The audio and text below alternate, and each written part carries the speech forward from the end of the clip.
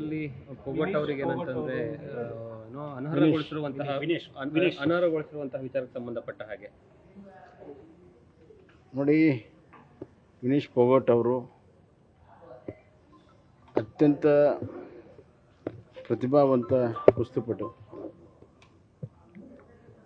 Olympics ಕುಸ್ತಿ ಅದೊಂದು ಭಾಳ ವಿಶೇಷವಾಗಿರುವಂಥದ್ದು.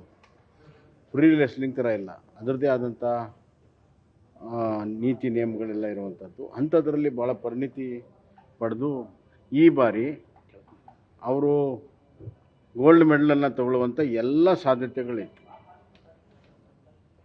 ಅವರು ಫೈನಲ್ಗೆ ಹೋಗಿದ್ದರು, ಅಂದರೆ ಸಿಲ್ವರ್ ಮೆಡಲ್ ಅಂತೂ ಖಾತ್ರಿ ಇತ್ತು.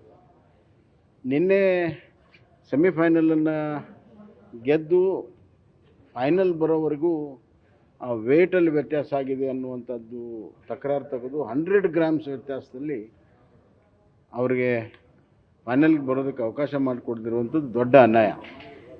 ನನಗನ್ನಿಸ್ತಾ ಇದೆ,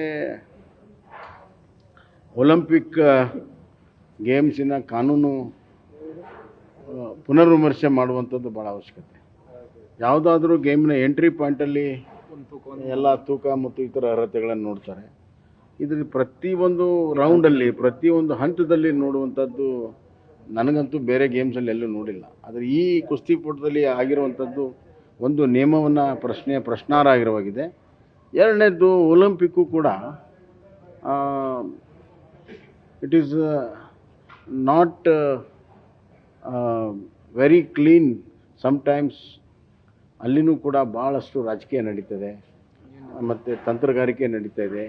ಕೆಲವ್ರನ್ನ ಎಲಿಮಿನೇಟ್ ಮಾಡುವಂಥದ್ದು ನಡೀತಾ ಇದೆ. ಹಿಂದೆಲ್ಲ ಕೂಡ ಆಪಾದನೆ ಆಗಿದೆ, ಕೆಲವ್ರಿಗೆಲ್ಲ ಶಿಕ್ಷೆ ಕೂಡ ಆಗಿದೆ. ಹೀಗಾಗಿ ನಾನು ಆಗ್ರಹ ಮಾಡ್ತೇನೆ, ನಮ್ಮ ಕೇಂದ್ರ ಕ್ರೀಡಾ ಸಚಿವರು ಇದನ್ನು ಸೀರಿಯಸ್ ಆಗಿ ತೊಗೋಬೇಕು. ಒಲಿಂಪಿಕ್ ಬೋರ್ಡ್ಗೆ ಇದನ್ನು ತೆಗೆದುಕೊಂಡು ಹೋಗಬೇಕು ಮತ್ತು ಯಾವುದೇ ಕಾರಣಕ್ಕೂ ಅವಳಿಗೆ ಅವಕಾಶ ವಂಚಿತ ಆಗಬಾರ್ದು. ಅವಕಾಶ ಕೊಡಬೇಕು, ಫೈನಲ್ ಆಡೋದಕ್ಕೆ ಅವಕಾಶಗಳನ್ನು ಮಾಡಿಕೊಡಬೇಕು. ಇದು ನಮ್ಮ ಇಡೀ ದೇಶದ ಜನರ ಒಂದು ಭಾವನೆಯಾಗಿದೆ. ಕಳೆದ ಬಾರಿನೂ ಕೂಡ ಪಾಪ ಅವಳಿಗೆ ಇಂಜುರಿ ಆಗಿ ಅದರಿಂದ ಹೊರಗಡೆ ಬರಬೇಕಾಯಿತು. ಈ ಬಾರಿ ಅಂತೂ ಭಾಳ ದೊಡ್ಡ ಅನ್ಯಾಯ ಇದೆ. ಈ ಅನ್ಯಾಯವನ್ನು ಸರಿಪಡಿಸೋದಕ್ಕೆ ಎಲ್ಲ ರೀತಿಯ ಪ್ರಯತ್ನಗಳು ಆಗಬೇಕು ಮತ್ತು ಅವಳಿಗೆ ನ್ಯಾಯ ಕೊಡಬೇಕು, ಅವಕಾಶ ಕೊಡಬೇಕು. ಫೈನಲಲ್ಲಿ ನನಗೆ ವಿಶ್ವಾಸ ಇದೆ, ಫೈನಲಲ್ಲಿ ಅವಳಿಗೆ ಅವಕಾಶ ಕೊಟ್ಟರೆ ಗೋಲ್ಡ್ ಮೆಡಲ್ ತರುವಂಥ ಎಲ್ಲ ಅವಕಾಶ ಇದೆ. ಈಗ ನಮಗೆ ಗೋಲ್ಡ್ ಮೆಡಲ್ ತರುವಂಥ ಆಸೆ ಅವಳ ಮೇಲೇ ಹೆಚ್ಚಿತ್ತು.